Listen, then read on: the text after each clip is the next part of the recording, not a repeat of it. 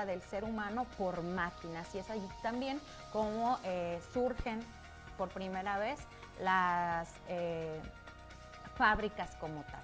Después tenemos la segunda fase, que es la fase de la electricidad, que es en 1860, que se le conoce como la segunda revolución industrial.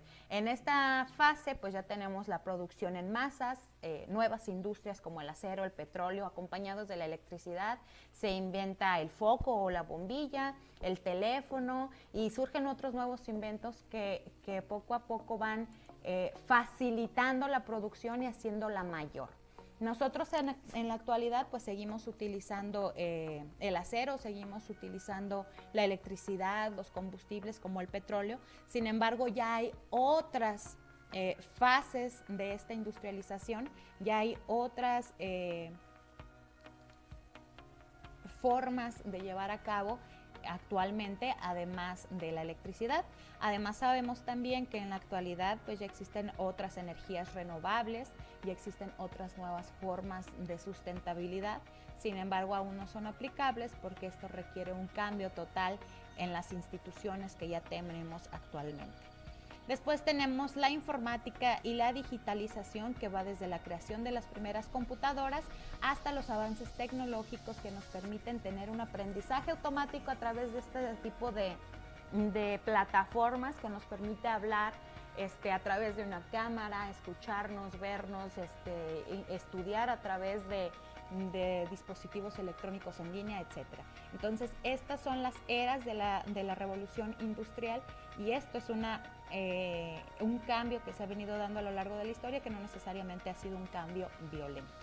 Sin embargo, sí hubo revoluciones violentas o revoluciones conflictivas, y a estas revoluciones se les llamaron las revoluciones liberales. ¿De acuerdo? Dentro de las revoluciones liberales destaca una principal, que es la Revolución Francesa. ¿Sí?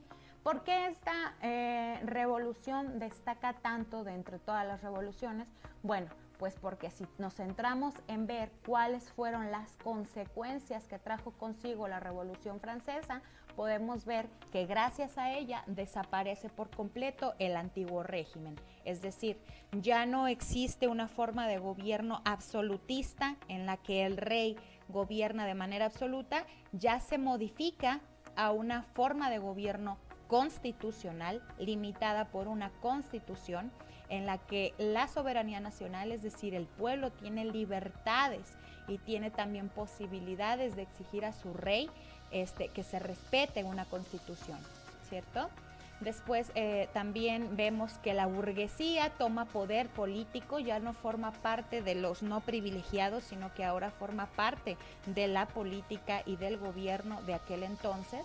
Y obviamente, pues las ideas revolucionarias no solamente se quedan en Europa, sino que se extienden incluso hasta América, impulsando un nacionalismo y un liberalismo que ocasionó nada más y nada menos que los países que pertenecían a los grandes imperios en Europa empezaran a independizarse, y no solamente en Europa, sino también en otros continentes en los que los grandes imperios habían estado colonizando e imperializando. Por ejemplo, en México, que habíamos sido una colonia española, las ideas de la Revolución Francesa, las ideas de la Ilustración de ser nacionalistas independientes, ocasionó que incluso en México se desatara la guerra de independencia para separarnos de España.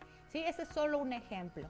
Entonces, por eso es que la Revolución Francesa es una de las revoluciones liberales más importantes, ¿de acuerdo? Porque trajo consigo todas estas consecuencias.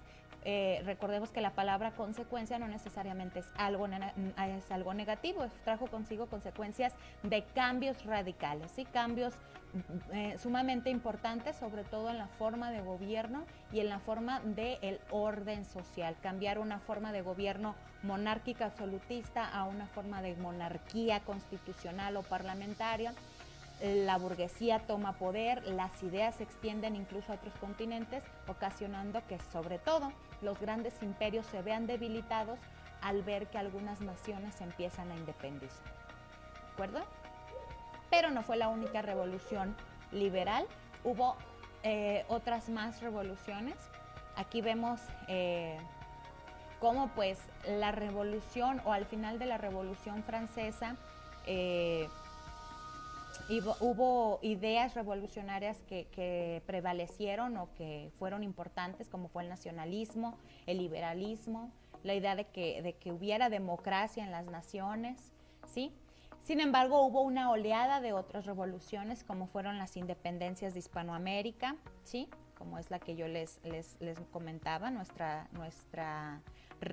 revoluciones, nuestras independencias, la revolución de 1820 en Grecia, la revolución de 1830 en Bélgica, la revolución francesa como tal, y pues con ello hubo unificaciones de Italia y Alemania, en el sentido de que como algunos imperios se debilitaron, también se crearon otros más. Esto no lo vemos a grandes rasgos, simplemente les dejo aquí este esquema para que lo analicen bien, para que vean que en cada una de estas revoluciones están presentes las ideas de nacionalismo, de liberalismo, de democracia, ¿sí? De independencia. Entonces, es por ello que es tan importante. Una vez que las revoluciones liberales o las revoluciones de aquel entonces causan todos estos cambios tan importantes en la historia, en la forma de gobierno y en la forma de ver al mundo, es como los grandes imperios o las grandes potencias europeas comienzan a tener conflictos entre sí. Obviamente los grandes imperios empiezan a tener rivalidades entre quién tiene mayor economía o mayor crecimiento económico, quién tiene un mejor desarrollo militar, quién tiene una mejor organización política y social y quién ha crecido más industrialmente y tecnológicamente. Entonces era una rivalidad constante en este sentido y también una rivalidad territorial. Los imperios se peleaban por territorios, por imperializar más territorios, colonizar más territorios, y se peleaban entre a quienes les pertenecían cuáles y tales, ¿sale? Todo esto comienza pues a desencadenar o da como resultado lo que fuera la Primera Guerra Mundial, ¿de acuerdo? Aquí tenemos una visión global de la Primera Guerra Mundial. No me voy a centrar mucho en esto porque pues ya lo vimos, ya les mandé también un video en el que explico a grandes rasgos lo que es la Primera Guerra Mundial. Sin embargo, aquí tenemos una visión global de lo que fue la Primera Guerra Mundial, ¿de acuerdo? Primera Guerra Mundial, que es desde 1914 a 1918, en este periodo de duración de 4 años, la guerra se desarrolla a través de 3 fases, ¿sí? En 1914 tenemos la guerra de movimientos, en la que cada uno de los imperios comienza a tener alianzas, empieza a fijar estrategias para tener una ventaja sobre otros países. Después tenemos en 1915 a 1916 la guerra de posiciones, que se destaca sobre todo por este enfrentamiento a través de la guerra de trincheras, militares contra militares, ejércitos contra ejércitos. Es decir, la guerra de posiciones es donde se tienen más bajas, ¿de acuerdo?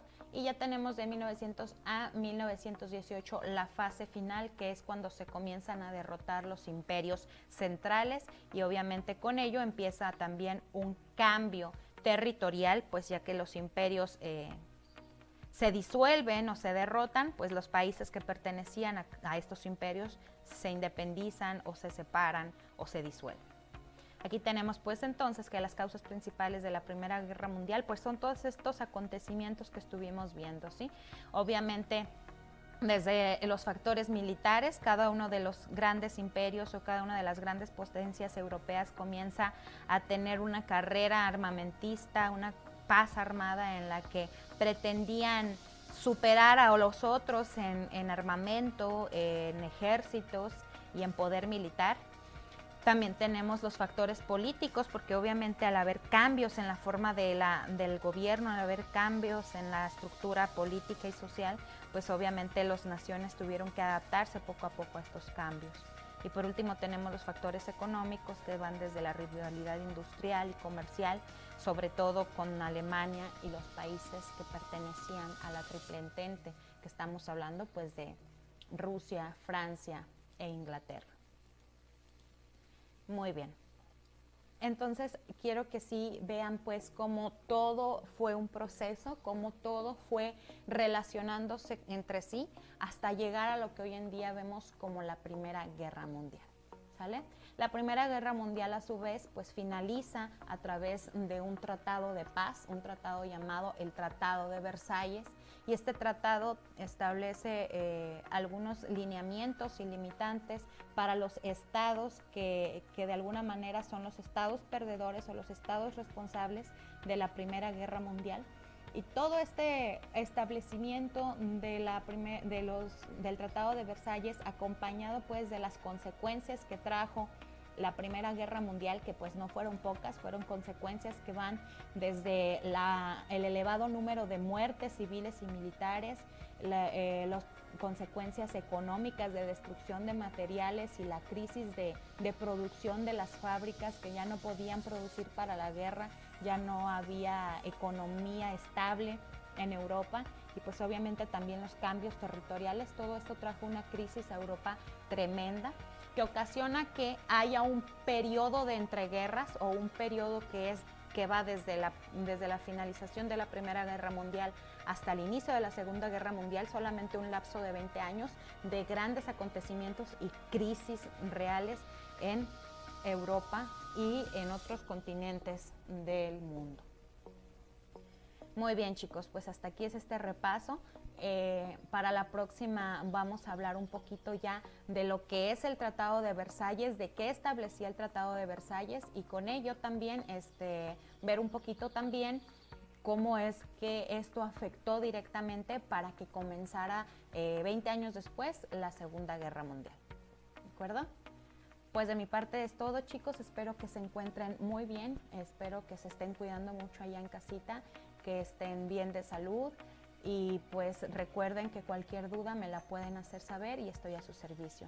Les mando un fuerte abrazo y mucha buena energía, muchas buenas vibras y bendiciones. Cuídense mucho.